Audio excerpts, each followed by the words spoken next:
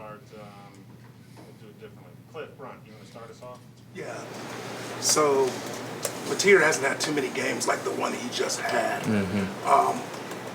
What do you see in him in terms of his mental makeup that will allow him to prepare to bounce back from that? The first thing that you see with his mental build and his mental makeup, one is that he's the ultimate competitor, and he is his harshest critic, and he knows that stuff that he did on last Saturday wasn't what winning requires. And so he does a really good job of resetting his mind, getting back to the basics, whether it's his footwork or his reads, and really honing in on that and cleaning that up and making sure he's very intentional with that in practice. But, also with that in his mental makeup build is he's a great leader. He had great juice yesterday at practice, and he owns anything that might not go the offense's way, whether that's his fault or not. And I think that's a really good characteristic in a young man and a leader. And so his mental makeup is strong, and I'm excited to watch him attack this week of work. In front of Cliff, let's go to Ryan Chapman.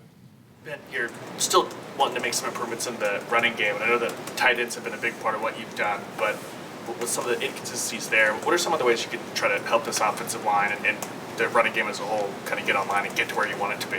Yeah, I think it's just consistently, one, you got to work the strain and you got to work the finish in practice. The game day is just kind of the finished product, but it's everything that goes into the week that I think we can continue to develop and build on and get better at and demand execution and strain, not only from those guys up front, but from everyone on the offense, whether it's the receiver catches a pass in practice and we burst 5 yards down the field trying to find a block, or you're holding on to the block just a little bit longer. Just that little bit more, that little bit longer strain can make the difference in a lot of different plays, and the run game's no different. And so we have to keep on demanding it. The kids have to demand it out of themselves. The leaders that we have to demand it from everyone, but also be the standard of what we do. And so I think that's one way that we can continue to get better at it. Yeah, Ben, with Derek Simmons exiting the game pretty early on, and I know you guys kind of have some mounting injuries there at the offensive tackle spot. How much of a concern is the depth there kind of midway through the season, and what can you kind of do to manage those things when you have so many guys that are dealing with injuries? Yeah, it's football, right? Everyone's going to get hurt. I think there's a lot of people around the country who are probably a little bit banged up. The biggest thing that we can promote is the next man up mentality, and the standard doesn't change just because the next man's up. You have to find different ways as a coach to put those guys in position to be successful, help them out if there needs to be some help somewhere. But it's the next man up mentality, and so you have to continue getting guys back and healthy, and that comes from their process and recovery. But you have to find creative ways in practice too to make sure you're getting what you need to get done at the standard you need to get done, but ultimately not just working the absolute dog out of someone too. So I think there's a artmanship to it, a craftsmanship to it, and we have to continue working that. But it's the next man up mentality. Yeah, Ben, creative use of Stone and Jaden Jackson with your offense. Where'd that come from, and any further ideas on using more defensive guys in special situations? Yeah, absolutely. I think with what we were seeing in short yardage, I thought being able to bring in two bigger bodies who are really explosive, strong guys, would be to our interest, but it speaks to those kids too. Not only are they having great seasons, are they great players, but everything's in the 10 and a half, 11 months since I've been here, like those kids are hard workers. They're great kids to be around. They're physical as can be, and they work in such a way that it builds trust. Like here I am, I'm an offensive coach, and I see them from afar, and I'm like, I like those guys. And so they loved it. They had a lot of fun with it, and they did a great job with it too. So, but just being able to get good football players in good position to be successful. Has Brent looked at any of your offensive guys and said the same thing?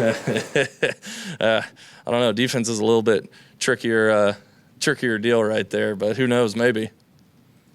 Jenny? Hey Ben, your tailbacks that played against Texas only rushed for 42 yards. You've got a guy in Jade Knott who went for over 1,300 a couple years ago at Cal. I guess I could be asking this about Javonte or Taylor Tatum or some other guys that haven't seen the field as much, but what is it about Jaden that is keeping him off the field? What could potentially be done to get him out there more? Yeah, I think it comes from a game-by-game basis, but, with Jaden, it's not necessarily anything that he's doing wrong. It's what, a lot of guys are also just doing right and being really consistent with. I've said it a million times. I think Jaden Knott is a great kid, and he is talented, and he works really, really hard. But there's a something about, especially the way that Torrey plays and he attacks his work every single day, that he's a guy that you can't take off the field. It'd be wrong just with how he performs, how he practices, how he prepares, how he is in the building, how he is with his mindset. And so, again, that running back room, I think, has a lot of talented guys in it, but ultimately we have to put the most consistent person out there that not only runs the ball well, but does everything else really, really well. And, Torrey has been consistent with that all year. And so that's what. You've seen Elijah Thomas get out there and make some plays on special teams. I Yeah. know you got a lot of guys that you trust at receiver, but what have you made of his progression, and what do you feel like you need to see from him to get him some more snaps on offense potentially? Yeah, first off, with Elijah Thomas, every time I watch special teams, I'm just looking for where he is, because he flies down the field. He's assignment sound. He's excited to be out there, and he makes plays, and that's a credit to him, and that's a credit to Coach Deacon putting him in a position to be successful. E.T.'s a really, really talented kid. You said it. I got a lot of receivers in that room that I do trust, guys who have just have a lot of veteran experience about them and everything. And again, it's nothing that E.T. has done wrong. He does great in practice, reps really well in practice. He's continuously building, his football IQ and his knowledge of the playbook, because, at the end of the day, he is still a young kid out there. Young man out there, but he's a talented kid who's taken all the right steps to find his way onto the field. And so, but that receiver room is deep, and a bunch of good kids in there. And we just got Giovanni back, right? Well, okay, I gotta get Giovanni going too. And so, and that's nothing to do with ET, but there is a lot of guys in that room. And he just does a great job of coming to work every day. And I'm really, really proud of the impact that he is having on the game on special teams. And he is an awesome kid to be around.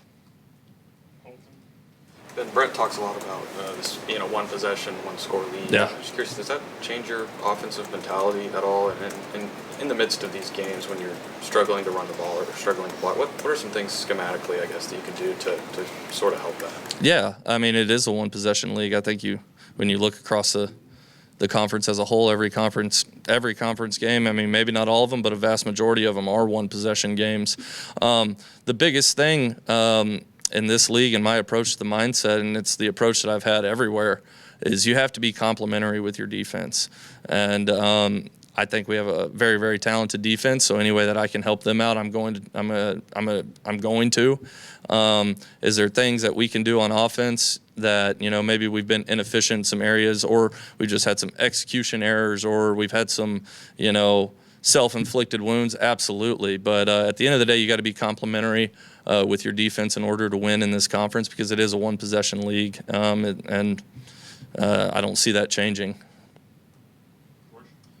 Yeah, Ben, I'm wondering about your running back rotation. Who ultimately, I guess, makes that decision of who's in the game? And you mentioned Torrey earlier. Do you feel like he's your guys' go-to back at this point? Yeah, who makes those decisions as far as who they in? Well, we have a personnel meeting every Thursday at the end of the day, and we determine, who are going to be our first two running backs in, and then if specific plays, all right, who's going to be in these specific plays, and then in game, it's me and Coach Murray. Hey, we stay true to our rotation unless I say on the headset, hey, give me so-and-so right here. So that's kind of how that works. That's how it works with a lot of the positions. And so, yeah. Do you feel like Torrey's kind of that guy at this point in the season, that he's kind of your lead back? He's the one who's been the most consistent from a practice and a game standpoint. And if he continues that consistency, I don't see why he'd come off the field. Let's go to Jesse.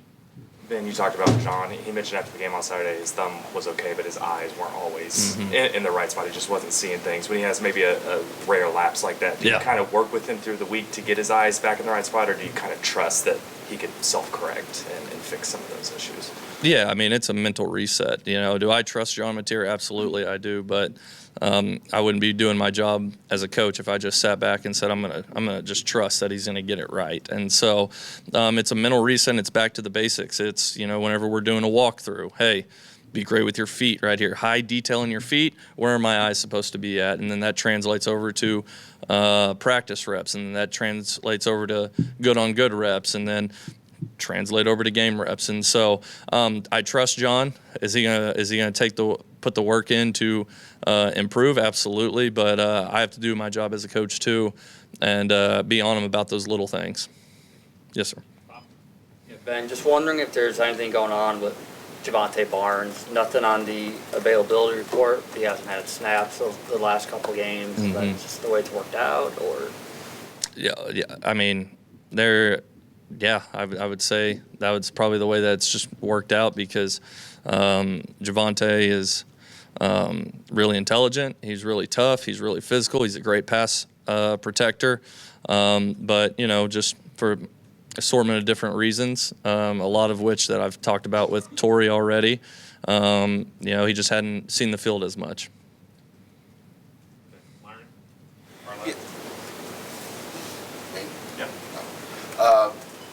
When you're struggling to run the football like you've been, how difficult is a play caller? And do you get into situations where you're even going deeper in your playbook, or you spend the weeks trying to figure out different things in terms of even design plays just to try to make up for that? Just how difficult is it when you're not able to be consistent? Yeah, I think whenever you're in the flow of the game, establishing the line of scrimmage and being able to run the football, I don't know if it's a secret. It makes a lot of things a lot easier. One, it puts the defense a little bit more, in a compromising position, especially from like a safety's eyes and linebacker's eyes and their position and everything, so it can make things a lot easier. But whenever you talk about that specific situation, you have to look back and you have to say, okay, what are we? What are we good at? What can we emphasize, and what can we really build upon? That way we have a lot of confidence moving forward whenever we do decide to, hand the ball off. But like you said, being able to run the ball makes football a lot easier from the offensive side of things.